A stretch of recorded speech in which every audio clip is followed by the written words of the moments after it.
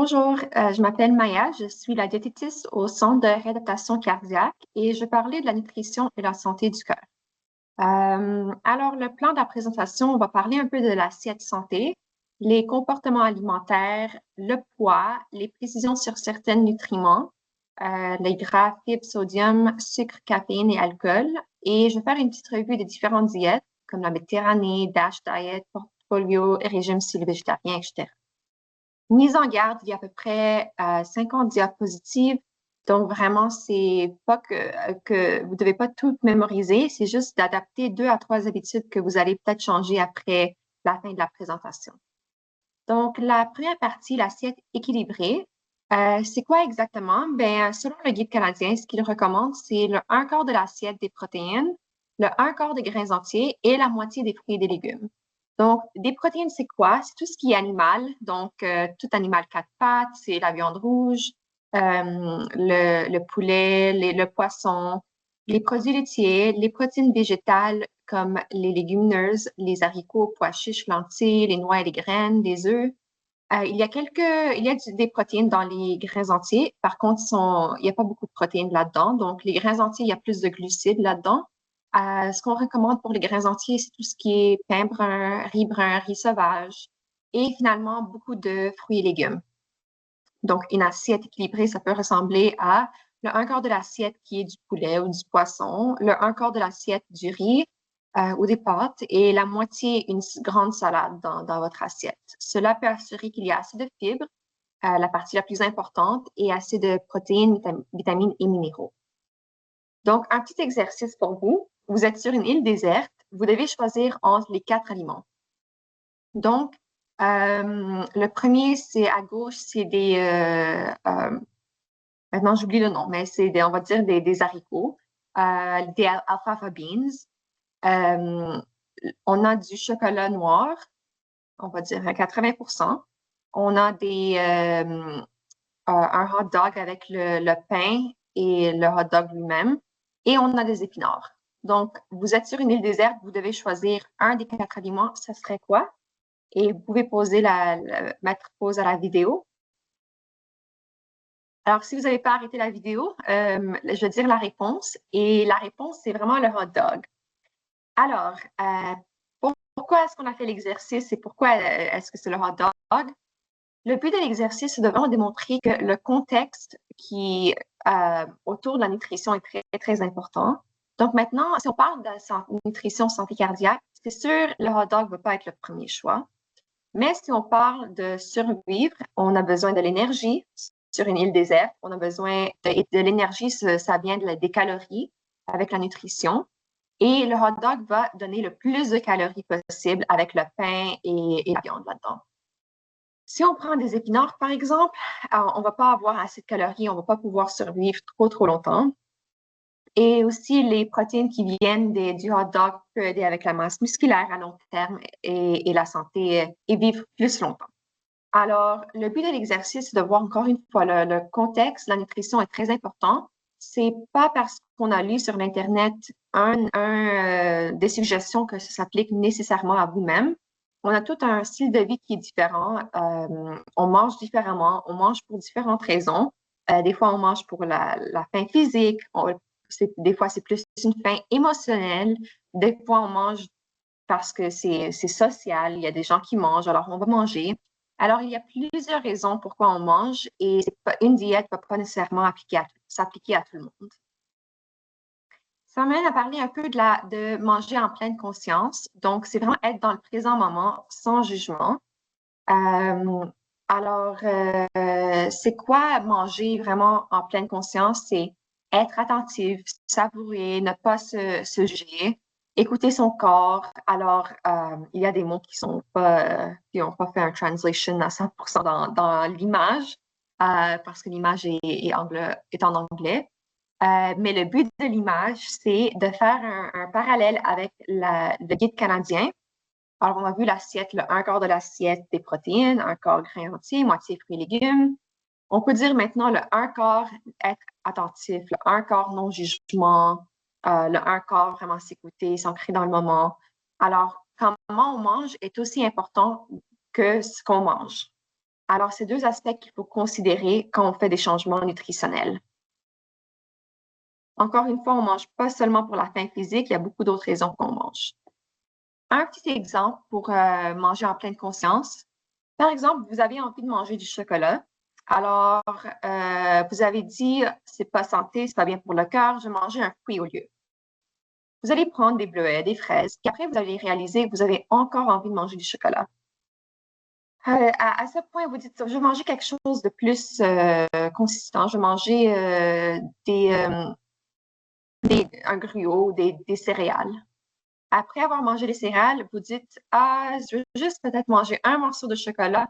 À ce point-là, j'ai mangé un chocolat, je vais manger trois. Ça va être mon cheat day. À la fin, on a réalisé qu'on n'a pas seulement mangé le chocolat, on a mangé les fruits, les céréales, et après quatre morceaux de chocolat au lieu de un. Mais si on mange en pleine conscience, on peut dire, j'ai envie de manger du chocolat, on mange un petit bout de chocolat et après, mon envie est comblée et on peut continuer avec notre journée. Alors, des fois, maintenant, le but, c'est pas de le prendre d'une manière que la diététicienne a dit qu'on peut manger du chocolat, c'est mieux que les fruits, c'est mieux que les céréales. Le but, vraiment, c'est de mieux comprendre pourquoi est-ce qu'on mange, de pas nécessairement faire des restrictions parce que les comportements alimentaires la façon qu'on mange dépend vraiment de notre comportement alimentaire. Alors, des fois, faire des restrictions peut aboutir à manger plus des aliments qu'on essaie de réduire. Donc, à la fin de la journée, il faut faire un peu de la paix avec toute la nourriture et comprendre pourquoi est-ce qu'on mange la manière qu'on mange et c'est où qu'on peut faire des changements. Et est-ce que je fais de la restriction? Est-ce que vraiment je suis en train de manger sainement d'une manière qui est adaptée à mon style de vie, etc. Parce qu'on va manger pour le restant de notre vie, on veut s'assurer que c'est vraiment quelque chose qu'on est capable, qui est quand même un source de plaisir. Ça m'amène un peu à l'alimentation intuitive. C'est quoi l'alimentation intuitive? C'est une manière de manger qui est plus, comme le mot le dit, intuitive. Donc, on va écouter notre corps un peu mieux. On a toutes les hormones qui nous disent qu'on a faim, pas faim. Le but de l'alimentation intuitive, c'est pas nécessairement de tout manger et n'importe quand. C'est de juste mieux comprendre son corps. Alors, souvent, on est mis sur des diètes depuis qu'on est petit. On se dit qu'on doit compter les calories, etc. Mais si on commence à écouter notre corps un peu mieux, on a des indications qui nous disent qu'on a faim, pas faim. Des fois, c'est plus difficile pour quelques personnes que d'autres. Alors, l'alimentation intuitive n'est pas facile pour tout le monde. Des fois, j'entends que j'ai toujours faim. Si je fais l'alimentation intuitive, je dois toujours manger. Le but, c'est juste une autre manière de considérer l'alimentation. Alors, on peut quand même, il n'y a pas une manière de manger. Et vraiment, il y a différentes manières. C'est un peu bizarre à dire, mais l'alimentation et savoir comment manger peut être une pratique. Des fois, en grandissant, on croit qu'on doit finir l'assiette, on croit que si j'ai mangé tant de calories, c'est assez pour mon corps. Mais si on écoute notre corps et on a encore faim, c'est quand même une indication que notre corps n'est pas satisfait avec la manière qu'on mange. Donc, l'alimentation intuitive vous laisse vous mettre plus en contact avec ce que vous ressentez et est-ce que l'alimentation vraiment comble vos besoins. Et c'est juste une autre manière de manger et une pratique à la fin de la journée. Le poids. Donc, est-ce que je dois perdre du poids? Mon médecin m'a dit que la perte de poids va aider avec la santé cardiaque. C'est sûr que ça peut aider avec la pression artérielle, le sucre sanguin, la glycémie, le cholestérol. Ça peut aider avec la santé cardiaque, oui, mais aussi, ça dépend de la manière qu'on le fait. Alors, des fois, ça peut aboutir avec plus d'inconvénients que de bénéfices pour la santé du cœur. Donc, perdre du poids rapidement, en général, beaucoup de gens vont regagner le poids et à peu près un quart va regagner encore plus de poids. Et aussi, les gens qui ont perdu le poids, regagné le poids, vont pas nécessairement être plus santé qu'ils étaient avant. Des fois, quand on parle du poids, on mange pas assez, on a des carences en vitamines, minéraux. Des fois, c'est une masse musculaire qui diminue aussi, ce qui n'est pas une indication d'être en santé non plus. Alors, la perte de poids, des fois, c'est pas indiqué pour tout le monde. Alors, ça dépend aussi le poids, il est où dans le poids, il se pose où dans le corps. Des fois, notre corps, il veut pas descendre, des fois plus que le poids qu'on a déjà. Alors, à la fin de la journée, c'est des fois de mesurer la santé d'une différente manière, mais je dis pas nécessairement que la perte de poids est impossible ou n'est pas permise, mais je dis que la manière qu'on va la perdre est très importante et c'est important de le faire avec une diététiste, de le faire d'une façon qui est santé. Il y a des médicaments, par exemple le Ozempic, qui peuvent aider avec une perte de poids rapide, mais encore une fois, ça peut aboutir à une masse musculaire, une perte de masse musculaire, une carence en vitamines et minéraux. Mais à la fin de la journée, ce sont des médicaments qui aident beaucoup avec la glycémie, le contrôle du sucre sanguin. Et ça aide beaucoup avec le poids, si on a du surplus de poids qui n'aide pas notre santé. Alors, à la fin de la journée, ça dépend de la manière que vous allez le faire et des fois, ce n'est pas nécessairement l'affaire la plus santé pour vous dans le moment. Alors, prenez en considération les aspects génétiques. Il y a aussi les aspects génétiques, il y a les comportements alimentaires. Tout ça, c'est important à considérer quand on essaie de perdre du poids.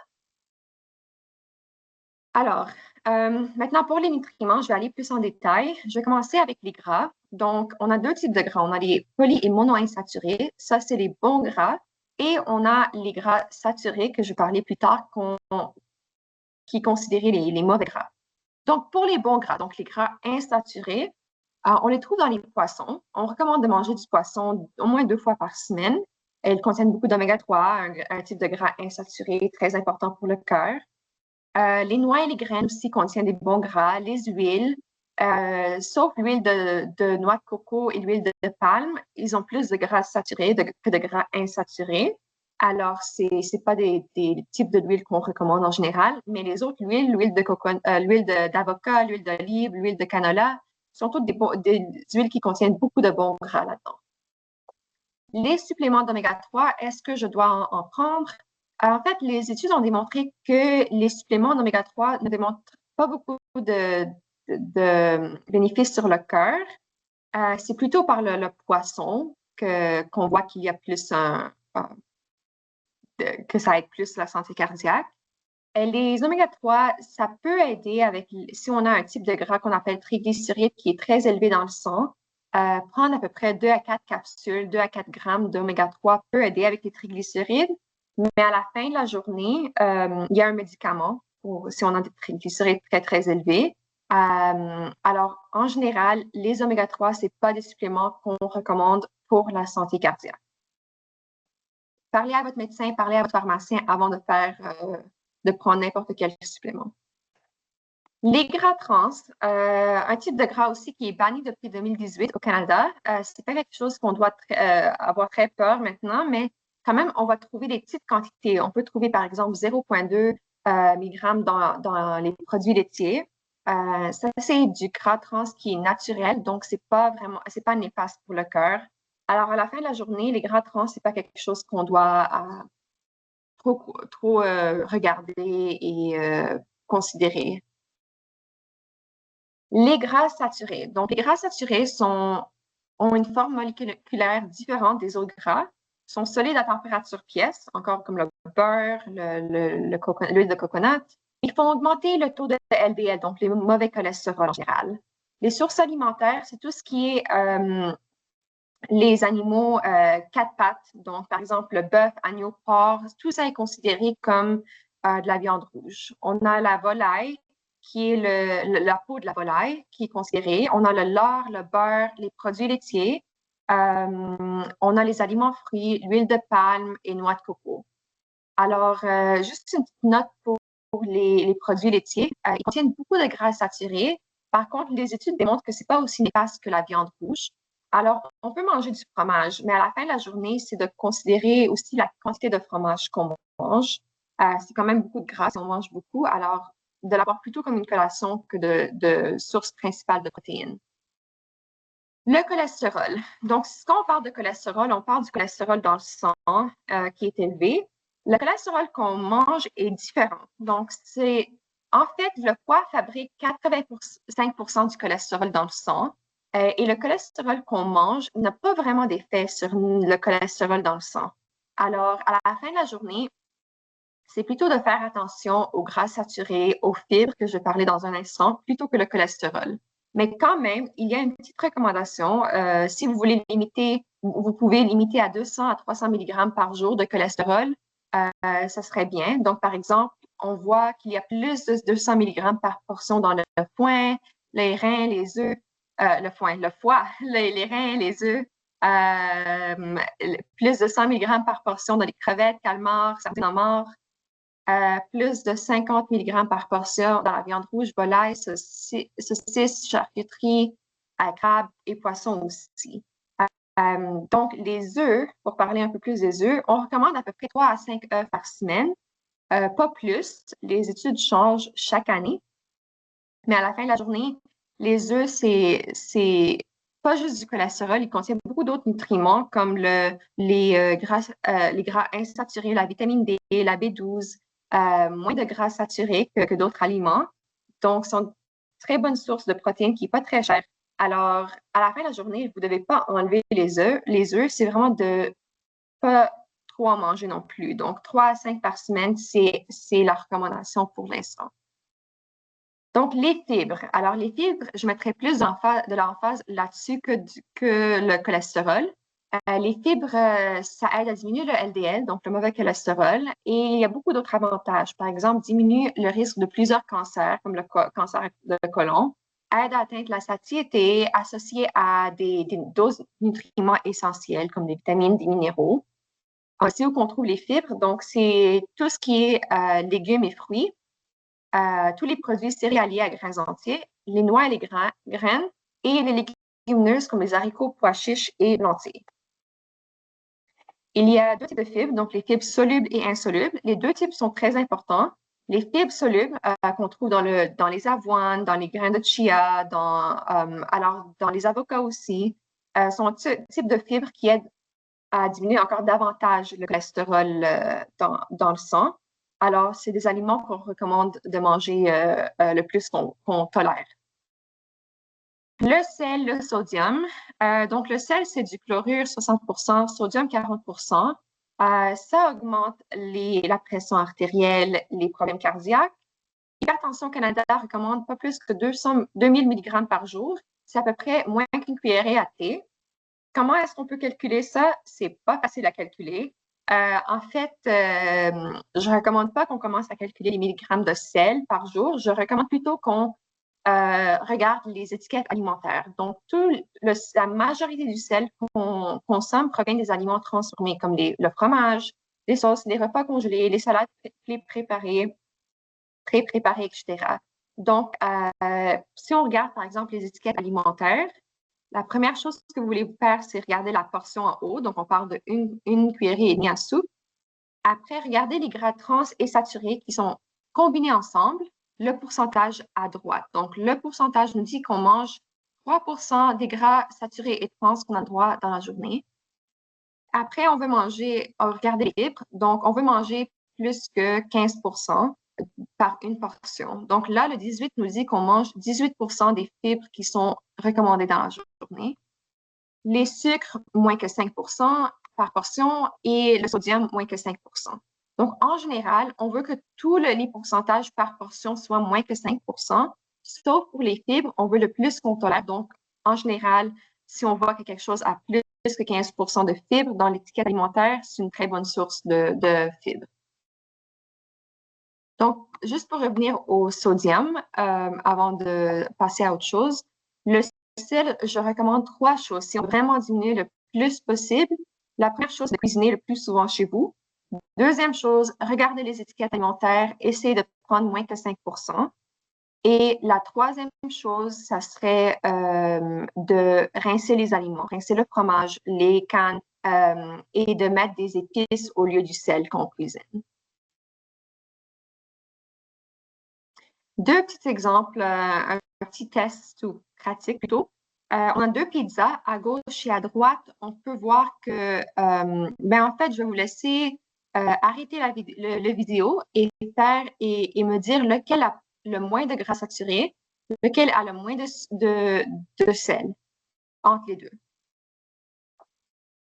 Alors, si vous n'avez pas arrêté la vidéo, je vais dire la réponse. Donc, la première chose qu'on veut faire, c'est regarder la quantité. Là, on part pour une pizza au complète à gauche et à droite, on part pour une demi-pizza. Alors, en fait, on doit regarder les grammes. 340, 188, c'est à peu près la moitié. Donc, quand on regarde les pourcentages, on doit doubler les pourcentages à droite pour avoir le même montant que la pizza à gauche. Alors, les gras saturés, on a à peu près 110% à gauche, dans la pizza à gauche. Pour une pizza, pour 340 grammes, on a 110% des gras saturés. À droite, on a seulement 13% pour une demi-pizza. Par contre, il faut doubler. Donc, 13 fois 2, on est à 26%. Donc, dans la pizza à droite, on mange 26% des gras saturés qu'on a droit dans la journée. À gauche, on mange 110%. Alors, c'est sûr, à droite, il y a beaucoup moins. Si on regarde le sodium, à gauche, on a 57% et à droite, on a 45%. C'est sûr, à droite, on va dire qu'il y a moins, mais il faut se rappeler de doubler. Alors, 45 fois 2, c'est 90. Donc, il y a beaucoup plus de sel dans la pizza à droite que celle de gauche. Donc, la meilleure pizza, c'est laquelle? Ben, en général, c'est celle que vous préférez. Les pizzas, c'est très difficile à trouver une pizza typique qui va avoir pas beaucoup de sel, gras saturé, etc. Si on mange une pizza, c'est pas une salade à la fin de la journée. Alors, il va y avoir des gras saturés et du sel. C'est juste de voir s'il y a possibilité de diminuer la quantité ou de trouver une pizza qui a moins que l'autre. Alors, pour les calculs, pour vous référer, je vous laisse arrêter la vidéo pour comparer. Un autre exemple, c'est les soya. Donc, on a un à gauche qui est régulier et un à droite qui dit less sodium, donc moins de sel. Entre les deux, alors je vais vous laisser arrêter la vidéo. Et si vous n'avez pas arrêté la vidéo, je vais vous dire la réponse pour laquelle elle a le moins de sel. Donc, arrêtez la vidéo maintenant et si vous voulez savoir la réponse pour celle qui a moins de sel, alors à gauche, premièrement, on regarde la portion. Pour une cuillerée à soupe, même chose à droite pour une cuillerée, donc 15 millilitres. Pour les deux, on est correct pour les portions, on ne doit pas faire du calcul. Quand on regarde le sel, on est à 40% à gauche, on est à 24% à droite. Donc, c'est sûr, à droite, c'est la meilleure option. Par contre, 24%, c'est quand même beaucoup, beaucoup de sel. Alors, c'est pas parce que le marketing en avant nous dit qu'il y a moins de sel ça veut dire qu'il n'y a pas beaucoup de sel. Quand même, pour 15 millilitres, donc une cuillerée à soupe, c'est beaucoup de sel et ça peut accumuler très rapidement. Donc, faire attention au marketing en avant. Donc, une autre activité entre les trois sels, donc on a du sel de mer, sel rose, donc Himalayan salt, on a le sel de table. Entre les trois, lequel est la meilleure option? Je vais vous laisser encore une fois arrêter mettre une pause à la vidéo. Et la réponse, ça serait aucun. Donc, du sel, c'est du sel, que ce soit rose, brun, bleu, c'est vraiment... Peut-être qu'il y a plus de minéraux dans le sel rose, le sel, le Himalayan salt, mais à la fin de la journée, c'est pas qu'on va manger beaucoup, beaucoup pour avoir des bénéfices qui viennent du sel. Alors, à la fin de la journée, le sel, c'est du sel, que ce soit n'importe quel type. Donc, une dernière petite note, rincer les aliments, rincer les conserves. Attention aux substituts de sel qui contiennent du potassium. Donc, par exemple, le no salt contient du potassium chloride au lieu de sodium. Le potassium, comme à grande quantité, n'est pas bon pour le cœur. Alors, il faut faire très, très attention et en général, de ne pas prendre de très grandes quantités de potassium si, par exemple, vous n'avez pas des carences en potassium. Alors, évitez les substituts de sel qui contiennent du potassium. C'est trop de potassium pour vous si vous les prenez. Et choisissez des épices au lieu. Donc, je viens de mentionner que les potassium, les suppléments de potassium, les sels de potassium ne sont pas recommandés, mais le potassium qui vient de la nourriture est recommandé pour la santé cardiaque. Donc, le potassium peut aider avec la pression artérielle. Le magnésium aussi. Donc, tout aliment qui contiennent du potassium, c'est les légumes, fruits, légumineuses, noix, produits laitiers, produits céréaliers, volailles et viande. Donc, ces aliments, plutôt, j'éviterais la viande rouge à très grande quantité, mais tous les autres aliments sont très recommandés pour aider à avoir une pression artérielle plus dans la zone qu'on recommande. Mais évitez tous les suppléments de potassium. C'est le seul message. Mais autre que ça, les aliments qui contiennent peuvent être très bons pour le cœur. Assurez-vous que vous n'avez pas d'autres problèmes de reins, par exemple. Les problèmes de reins peuvent... on peut demander aux gens de manger moins de potassium s'ils ont des problèmes de reins. Donc, assurez-vous de parler à votre médecin et de vous assurer qu'il n'y a pas d'autres problèmes à considérer. Le sucre. Donc, si on parle du meilleur sucre pour la santé, pour le cœur, on a le sucre blanc, on a le sirop d'agave, on a le miel, le sirop d'érable, le sucre brun. Je vais vous laisser arrêter la vidéo, mais entre les 5, lequel est le meilleur choix? Donc, la réponse pour le meilleur choix, c'est aucun, parce que du sucre est du sucre. Alors que ce soit du miel, du sirop d'érable, que ce soit du sucre blanc, brun, ça affecte votre sucre sanguin de la même manière. Donc, même si vous mettez, par exemple, du miel dans votre thé au lieu du sucre blanc, ça affecte le sucre de la même manière. Des fois, le sirop d'érable, il contient peut-être un peu plus de liquide, de l'eau. Alors, la quantité, on a besoin d'un peu plus pour avoir le même effet que le sucre blanc, mais à la fin de la journée, ils sont toutes égales sur l'effet qu'ils ont sur le sucre sanguin. La caféine. Donc, on recommande plus de 300 à 400 mg maximum par jour, ce qui est la même chose pour même si vous n'avez pas des problèmes cardiaques. Alors, si, par exemple, vous prenez du café filtré, c'est à peu près 179 mg par café. Il faut considérer aussi le thé vert, thé noir, qui est de 15 à 30 mg par thé. Si vous faites des arythmies, trop de palpitations, vous avez d'autres conditions qui causent le cœur qui bat trop vite et fort, évitez la caféine. Alors, c'est les seules conditions que je dirais d'éviter la caféine complètement, mais autre que ça, avoir 1-2 tasses par jour de café, c'est pas néfaste nécessairement pour le cœur. Dans le moment, ça peut augmenter la pression artérielle, mais à long terme, les études ne montrent pas que le café augmente la pression artérielle de manière chronique. L'alcool. Donc, peut-être on connaît les recommandations de 0 à pas plus que 2 verres par jour pour les femmes, pas plus que 3 verres par jour pour les hommes.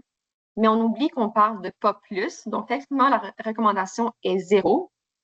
Je préfère prendre les recommandations du Centre de substances, Centre canadien de substances et d'addiction. Donc, ce qu'ils recommandent, c'est ce qu'ils mentionnent selon les études, et ça devient de plus en plus d'études chaque année qui démontrent la même chose, que chaque verre que vous prenez augmente le risque de cancer, les risques de maladies cardiovasculaires, et il n'y a pas d'effet bénéfique sur le cœur. Même le vin rouge, c'est quand même l'alcool, ça affecte les autres organes, même si c'est pas directement sur le cœur. Mais à la fin de la journée, l'alcool, la recommandation, c'est 0 verre. C'est la manière la plus, c'est vraiment la recommandation la plus importante pour l'alcool. Il n'y a pas une quantité d'alcool qui va aider. En fait, comme ils ont mentionné, si vous lisez chaque point par point, chaque verre additionnel va vraiment augmenter de manière exponentielle les effets néfastes et les problèmes cardiaques, cancer, etc. Alors, finalement, pour la dernière partie, on a les diètes. Je vais commencer avec la diète méditerranéenne. Qu'est-ce qu'on recommande par la diète méditerranéenne?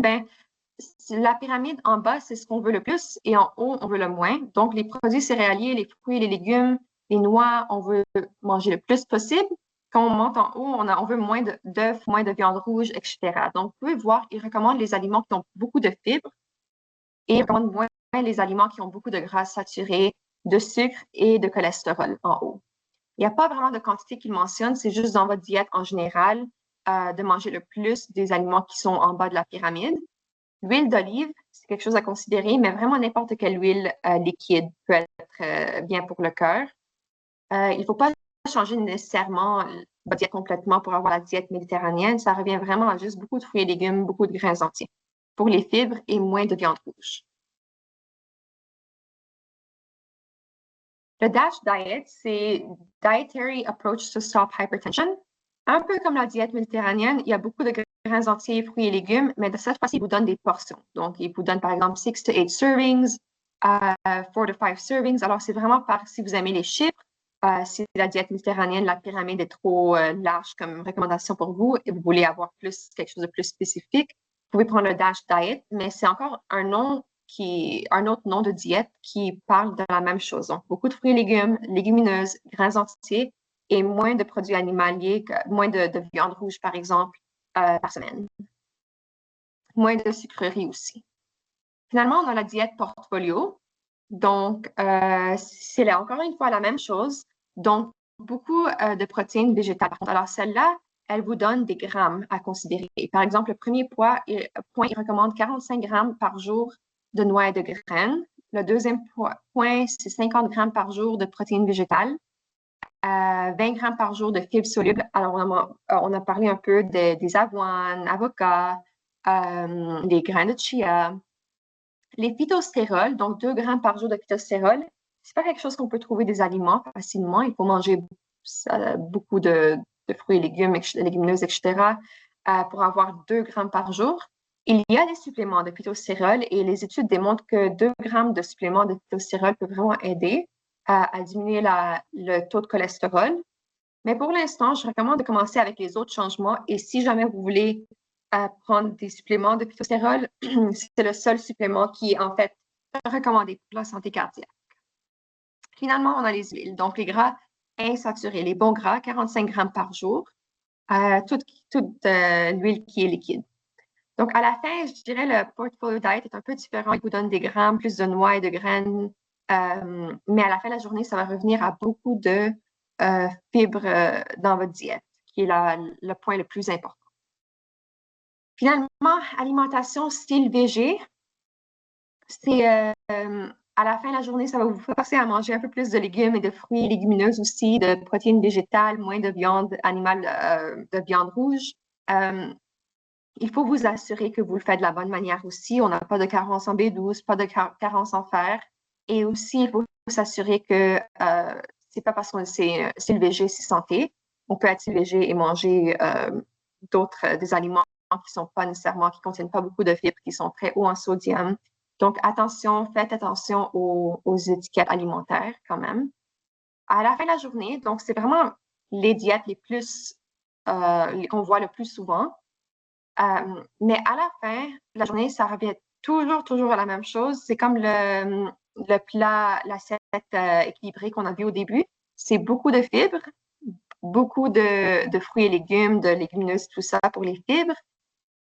Peu de gras saturés, peu de cholestérol, donc moins de viande rouge, moins de fromage aussi, et beaucoup de gras insaturés, donc les bons gras, comme les huiles, les avocats, etc. Ça revient toujours à ça. Alors, si je peux faire un petit résumé de la nutrition santé cardiaque, c'est de manger le plus qu'on peut de fibres et de gras insaturés, les bons gras, manger le moins qu'on peut de gras saturés et de sodium et de sucre. Alors, si on suit cette recommandation avec des petits changements, alors vraiment, c'est pas de faire tous les changements possibles, c'est de prendre 2 à 3 changements qu'on va ajouter. Par exemple, peut-être vous savez déjà qu'il faut manger les fruits et les légumes. Là, le changement que vous allez faire, c'est de manger 2 tasses de plus de légumes par jour et on va ajouter les avoines pour le matin ou des grains de chia, grains de lin sur les salades, votre toast pour ajouter plus de fibres. Et au lieu de manger de la viande 4 à 5 fois par semaine, on va manger 2 fois par semaine, puis après, on va manger du poisson 2 autres fois par semaine, des légumineuses, du poulet, etc. Alors, il faut que ça colle. Le plus important, vous allez manger pour le restant de votre vie. Tous les changements que vous allez faire doivent être des changements que vous allez être content avec et qui ne vont pas vous faire misérable. Alors, à la fin de la journée, encore une fois, ne changez pas tout en même temps. Commencez avec 2, 3 changements que vous allez commencer à faire pour le restant de votre vie. Alors, ça résume la nutrition et santé cardiaque. Alors, je vous remercie pour votre écoute.